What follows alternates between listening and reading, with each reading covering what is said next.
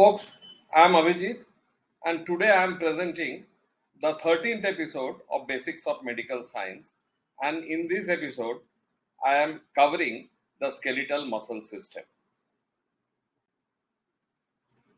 Now, skeletal muscle has the ability to contract and cause movement. Skeletal muscles act not only to produce the movement but also to stop the movement, such as resisting the gravity to maintain the posture. Skeletal muscles are located throughout the body. Skeletal muscles contribute to the maintenance of homeostasis in the body by generating heat whenever body is exposed to the cold atmosphere. Muscle contraction requires energy, and for the same, ATP is broken down. As a result, heat is produced. Each muscle is wrapped in a sheath of dense irregular connective tissue called epimysium that allows the muscle to contract more powerfully. Now, inside each skeletal muscle fibers are organized into individual bundle called fascicles, as you can see here in this picture, which is surrounded by a middle layer of the connective tissue called the perimysium. The fascicular organization is common in the muscles of the limbs. It allows the nervous system to trigger a specific movement of a muscle by activating a subset of the muscle fiber within the fascicles of the muscles. Inside each fascicle, now each muscle fiber is encased in a thin connective tissue layer of collagen and reticular fiber called endomysium. The endomysium surrounds the extracellular matrix of the cells that plays a role in transferring the force produced by the muscle fiber to the tendon. Tendons are those which attach muscle to the bone.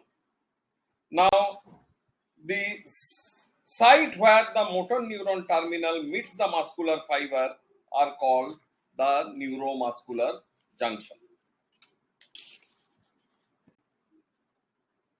Now, excitation signals from the neuron activate the muscle fiber to contract. Signaling begins when a neuronal action potential travels along with the action of a motor neuron and terminates at the end of the neuromuscular junction by releasing the neurotransmitter acetylcholine. And the acetylcholine molecules diffuses across the synaptic cleft and binds to the acetylcholine receptor within the motor end plate of the sarcolemma on the other side of the synapse. Once the acetylcholine binds to a channel in the acetylcholine receptor that opens, and positively charged ion can pass through the muscle fiber, causing it to contract. We know that the positively charged ions are required for the contraction of the muscles. Skeletal muscles are rarely completely relaxed or flaccid. Even if the muscle is not producing movement, it is contracted a small amount and maintain its contractile protein and produce the muscle tone. The tension produced by the muscle tone allows the muscle to continuously stabilize the joints and maintain the posture. Now we will discuss about the common disease of the skeletal system. The first we will talk about the myalgia.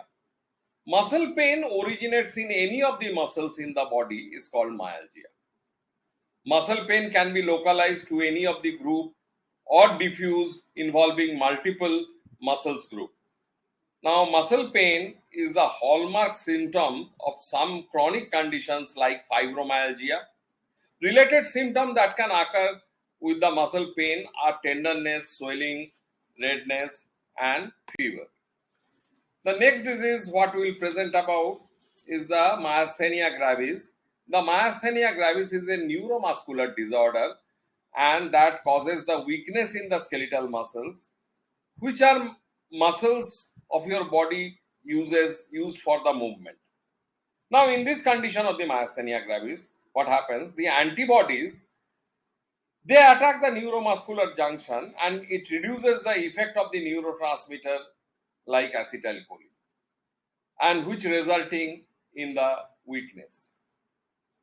Another disease, common disease is myositis. Myositis is a general description of the chronic progressive inflammation of the muscles. Some type of myositis are associated with the skin rashes. Symptoms can appear rapidly or gradually over a time. Primary symptom may include the pain, soreness, fatigue, trouble in swallowing, and difficulty in breathing. So these are all about the skeletal muscle system. If you have any question or any suggestion, you can write to me at avijitdas61@gmail.com. Please like, share, comment, and subscribe this channel for more such videos.